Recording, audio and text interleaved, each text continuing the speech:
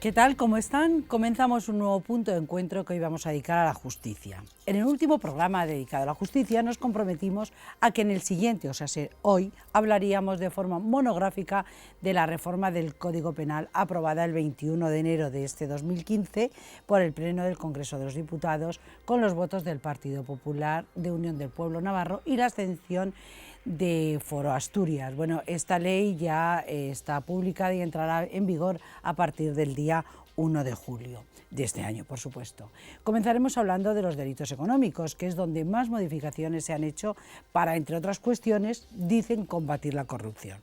Dentro de estas modificaciones se recoge como delito penal la administración desleal de quien, administrando patrimonio de terceros, le cause un perjuicio a una situación le causa un perjuicio o una situación de peligro de pérdida del mismo a ese tercero. También serán castigados los contratos para prestación de servicios no útiles, los firmados sin que exista contraprestación y los que se realicen a un precio superior. Este es uno de los temas. Otro de los puntos que incluye esta reforma es la revisión del comiso, el embargo preventivo y el decomiso de los productos de este tipo de delincuencia. En este punto también está trabajando la Unión Europea. España va un punto por delante de la Unión Europea en este caso. Para mejorar la gestión de lo decomisado se ha creado la Oficina de Gestión de Activos, que se ocupará de gestionar de forma más eficaz los bienes intervenidos. La segunda parte del programa la vamos a dedicar, dentro de la reforma del Código Penal, a los nuevos delitos incluidos para aumentar la protección de la mujer, entre ellos los actos reiterados de hostigamiento y acecho mediante cualquier tipo de intimidación, llamadas telefónicas continuadas, seguimientos o cualquier otra forma que utilice el agresor y que coarte la libertad y el sentimiento de seguridad de la víctima, aunque no se haya producido violencia física. También será delito la divulgación no autorizada de grabaciones o imágenes íntimas, aunque hayan sido grabadas con autorización de la víctima.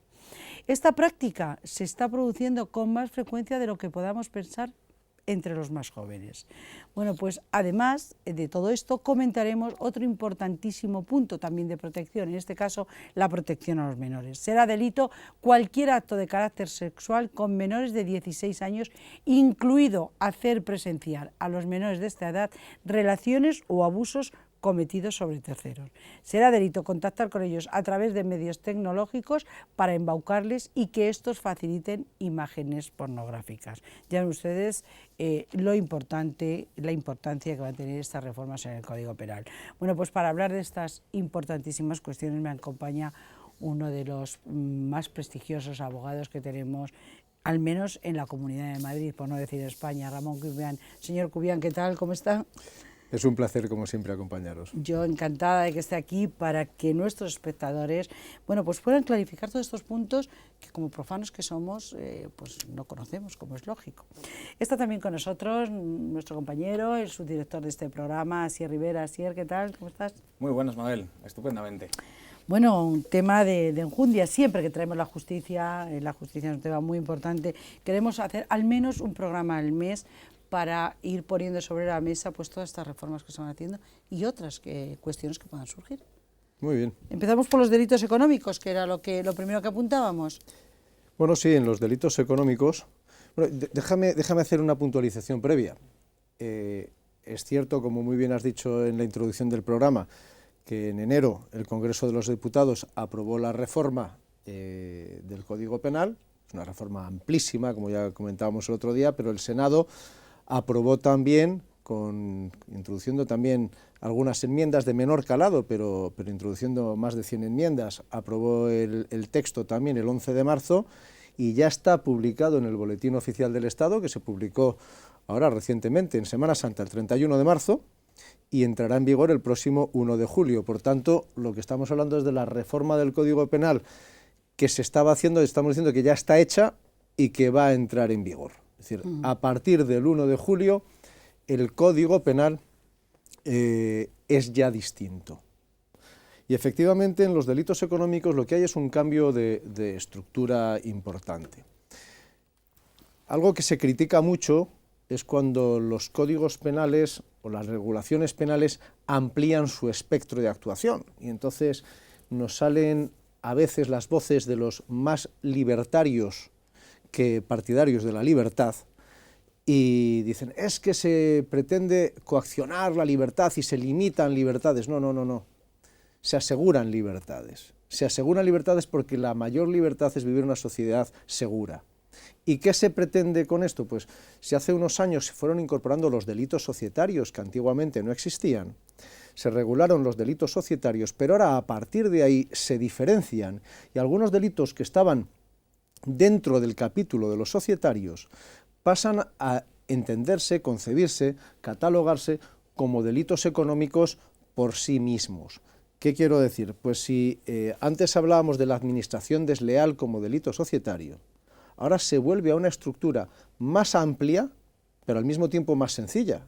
Es decir, no, vamos a ver, si estamos hablando de delitos económicos, estamos regulándolos, ordenándolos junto con las apropiaciones indebidas, que son primas hermanas de las estafas, es decir, con delitos económicos. Quien en la administración de un patrimonio que no le es propio, lo que hace es causar daño al titular de ese patrimonio.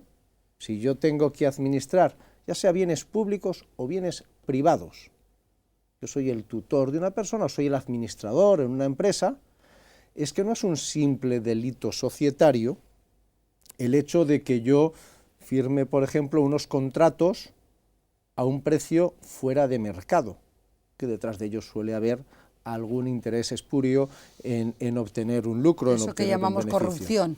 Es una corrupción. ¿Eso qué es realmente? Eso es que alguien está defraudando al administrado, sea público o privado. Entonces, eso no es un simple delito societario.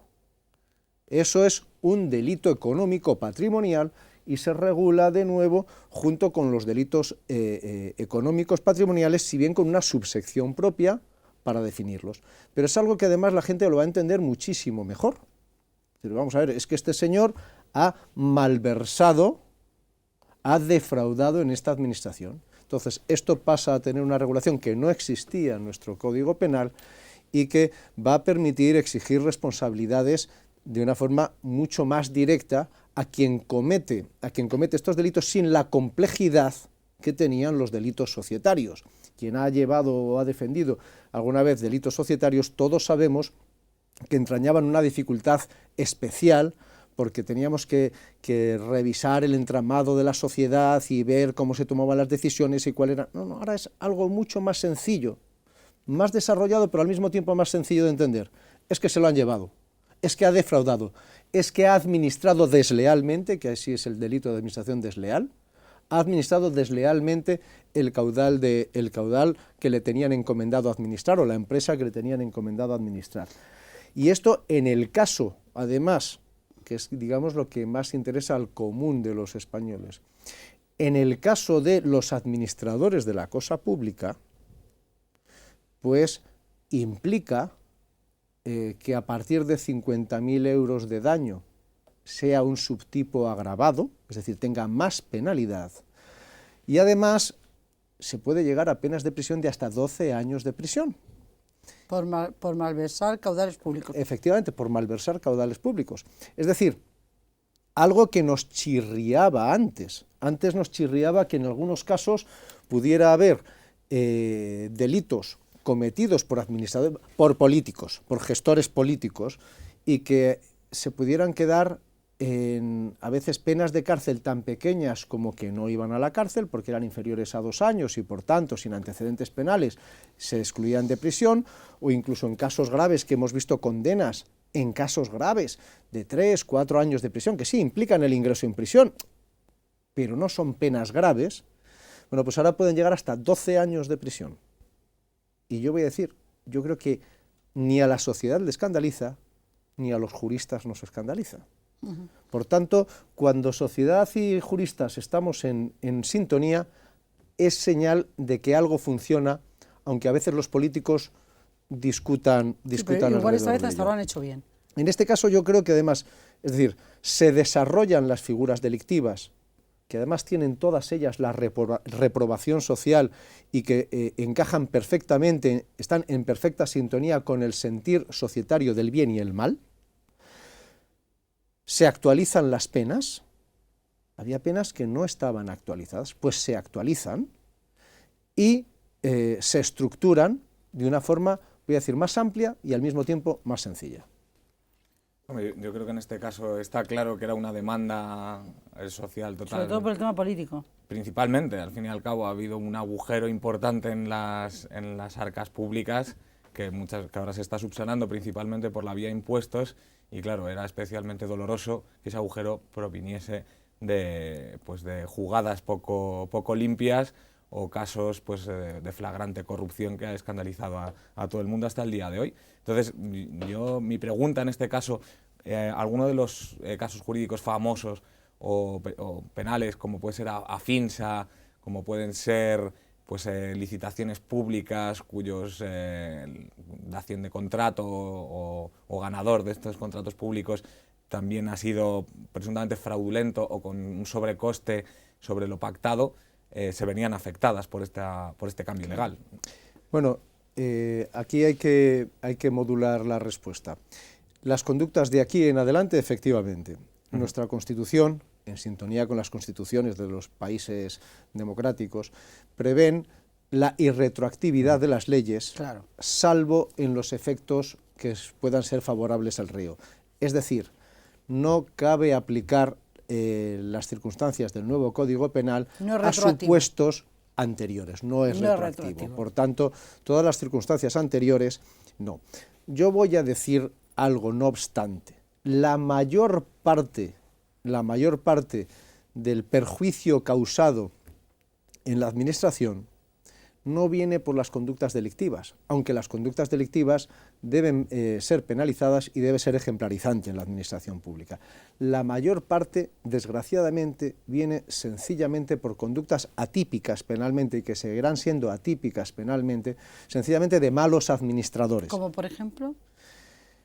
Pues medidas como la pérdida de fondos europeos, nos desviamos de lo que digo, la pérdida de fondos europeos para no hacer el plan hidrológico nacional, que implicó la pérdida de miles de millones de euros. ¿Eso ahora sería un delito?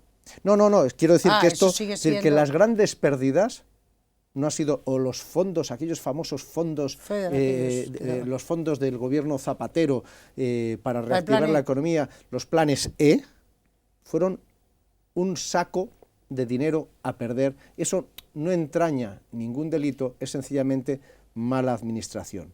Quiero decir que esa mala administración no estaría... Eso no es delito. No es delito. La mala administración, señores, para que sea delito, tiene siempre que haber, en definitiva, un elemento subjetivo, un interés espurio, es decir, que sea en perjuicio propio o de tercero. Aquí hubo a terceros, a cuartos, o sea, Cuando a todos los españoles, ¿eh?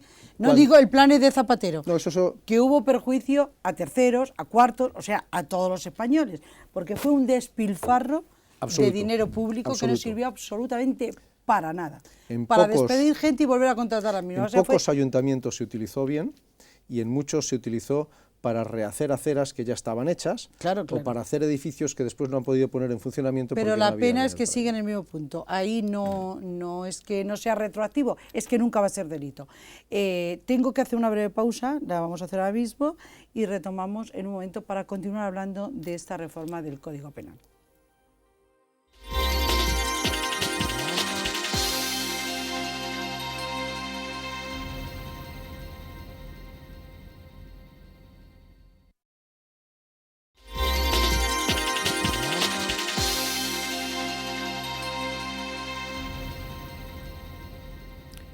Retomamos nuestra tertulia. Saben ustedes que estamos dedicando el programa de hoy a la justicia, que está con nosotros el abogado Ramón Cubián y también mi compañero y director de este programa, Asier Rivera. Señor Cubián, decía yo cuando empezamos el programa que esta segunda parte me gustaría dedicarla, si a mis dos contertulios les parece bien, a ese punto dentro de la reforma del Código Penal que es la protección a la mujer. Que creo que se ha ampliado bastante este tema teniendo en cuenta muchos factores. Efectivamente, yo creo que no solo se amplía, sino que se depura y se mejora también en estructura. Es decir, que la protección a la mujer es algo, como otros delitos que también se adelantan en este Código Penal, en este nuevo Código Penal reformado, ¿verdad? Es el antiguo reformado.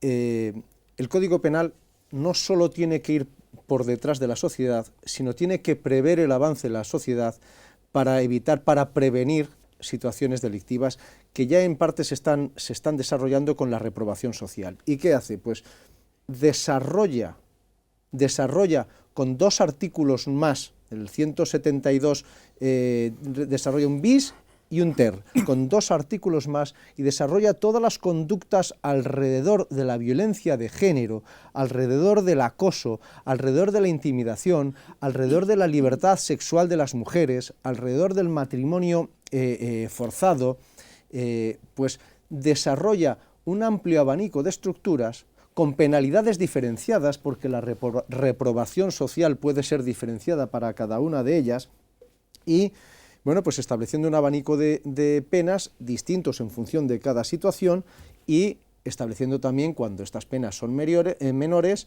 también la alternativa de multas, haciendo que quede mucho más depurado, de tal manera que en lugar de tener un delito genérico que quedaba al arbitrio de las circunstancias, que a veces no se valoraban igual en un sitio o en otro las penas, pues ahora queda mucho más detallado y las penas van a ser mucho más específicas para cada conducta concreta. Y se desarrollan conductas que incluso avanzan algo que ya está ocurriendo, es decir, cuando los chicos menores están difundiendo imágenes íntimas en Internet o fotografías íntimas en Internet, es que eso no es un delito. Claro que lo es, claro que lo es, en nuestra sensibilidad, claro que lo es. Se desarrollan algunas cosas como, por ejemplo, antes solo era delito si las imágenes eran robadas, eran apropiadas, pero ahora también si se difunden ilegítimamente, aunque se recibieran... sí, o sea, que cuando se han grabado, la persona a la que le han grabado estaba de acuerdo, de hecho ha posado, pero eso no quiere decir que haya autorizado que se difundan. Ese sería el delito. Efectivamente. Si no está autorizado, es que el delito es el mismo. Claro. El delito es el mismo, hay una intimidad... Ya, pero que no vale eso de... No, es que ya autorizó a ella o él permitieron que se grabaran. Es que uno es dueño de su intimidad. Esto que es algo que también concebimos, pues el Código Penal, yo creo que con correcta técnica, yo soy un defensor de este Código Penal, pese a que ha habido mucha polémica alrededor de él, y creo que en algunos casos se podría depurar un poco la terminología penal para que fuera más definido, pero no obstante creo que la estructura que hace de los delitos es mucho mejor. Y en este caso, como en tantos otros, pues determina los delitos con mayor concreción para poder valorar y, en su caso, penar cada actuación concreta con una valoración concreta y con una descalificación jurídica concreta. Las intimidaciones, los acosos, los seguimientos, las medidas coercitivas sobre la mujer, están todas ellas desarrolladas. Incluso en la penalidad aclara algo que ya era, pero no estaba aclarado, aclara, por ejemplo, que no se pueda concebir como delito continuado. Los delitos continuados tienen la peculiaridad de que se penan, cuando hay varios delitos en un mismo contexto, se penan como uno solo en su mitad superior. Los delitos contra las personas ya estaba claro que no, pero es que ahora se hace específicamente que en los casos de los delitos contra la mujer no. Y además en los delitos continuados se puede penar con una pena superior.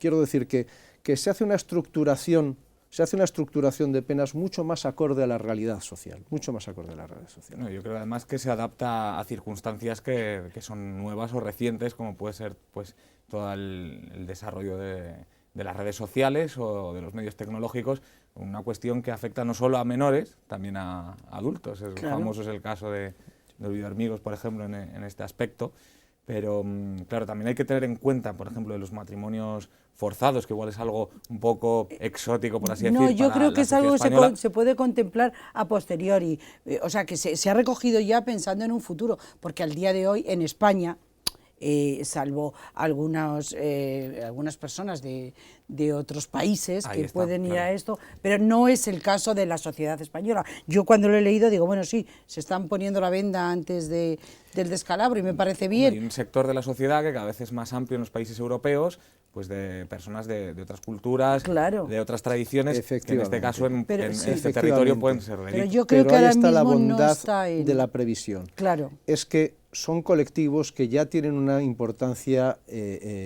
relativa, pero extendida en nuestro país, y que generan conductas que son contrarias al orden público y además contrarias a nuestra concepción jurídico-social de la justicia. Por tanto, tienen que tener previsión, y tienen ya en el Código Penal previsión, porque ya son circunstancias que están ocurriendo ya entre españoles que tienen otra cultura, otro origen, pero entre españoles está ocurriendo pero esto ya. Yo, hasta donde yo conozco, lo que he leído sobre el tema, entre españoles que se casan con personas de otros países y tal, pueden ser matrimonios de conveniencia, pero forzados, me parece a mí, que al día de hoy, en la sociedad en la que vivimos, puede haber una minoría de esas otras culturas que se han instalado en nuestro país.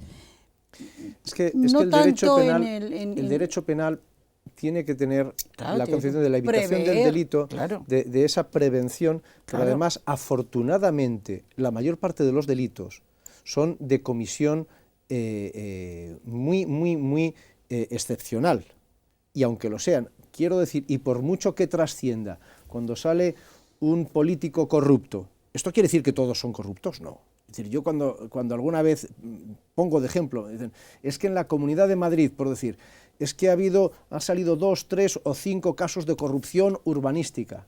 Es que hay 179 concejales de urbanismo en la Comunidad de Madrid. ¿Esto qué quiere decir? ¿Que es mayoritario? No, es minoritario, pero es un carácter minoritario que ya atenta a la seguridad jurídica en España.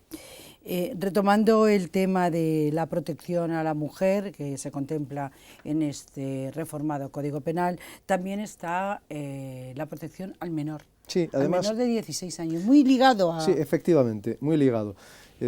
Hay un desarrollo, al mismo tiempo que hay un desarrollo del artículo 172, 173, que estamos hablando de la protección de la mujer, en el 183 se desarrolla la protección al menor y se ponen algunas marcas, que está bien tener esas referencias, es decir, se pone como marca de referencia a los 16 años. Esto no quiere decir que no puedan tener relaciones sexuales menores de 16 años, porque específicamente se añade un artículo último, también se hace hasta un bis, ter y cuarter incluso del 183, para decir que cuando es entre personas de la misma edad, o de las mismas, ni siquiera de la misma edad, de las mismas características, entorno, es decir, que puede ser con uno de 17 o incluso de 18 años, que es mayor de edad, sí, pero si estamos en las mismas circunstancias, podría estar despenalizado. Perdón, no podría estar, está despenalizado. Sí, por supuesto. Pero todas las conductas abusivas, incluso, y se recoge con un carácter perfectamente detallado, las de incitación a los menores para tener encuentros sexuales o difundir imágenes de estos menores. Y la verdad es que se establecen con abanicos de penas, la pena básica llega hasta 6 años de prisión, pero hay supuestos agravados en los que puede llegar a 12 e incluso 15 años de prisión. Pues me parece muy bien, hay que proteger a nuestros menores que realmente estaban un poco indefensos en esta materia. Bueno, desgraciadamente no tenemos tiempo para más, digo desgraciadamente porque el tema es importantísimo. Pero esto lo que implica es a que nuestro abogado de cabecera, y el único que estará siempre aquí para hablar de estos temas, será Ramón Cubián. Yo espero que, si ustedes así lo desean, tengamos muchos más programas dedicados a la justicia. Si su agenda lo permite, pues me gustaría que viniera al menos, como les decía antes, al menos una vez al mes, incluso alguna más si fuera posible, a demanda de nuestros propios espectadores. Pues tendrás más autoridad en mi agenda que yo mismo. Muchas gracias, señor Cubián, por haber estado un día más con nosotros. Asier, muchas gracias y hasta el próximo programa. Un placer estar con Ramón para arrojar luz sobre un tema que es complicado, que es polémico, pero que conociendo los detalles pues se puede formar una opinión mucho más certera. Fácil de entender. Claro que sí.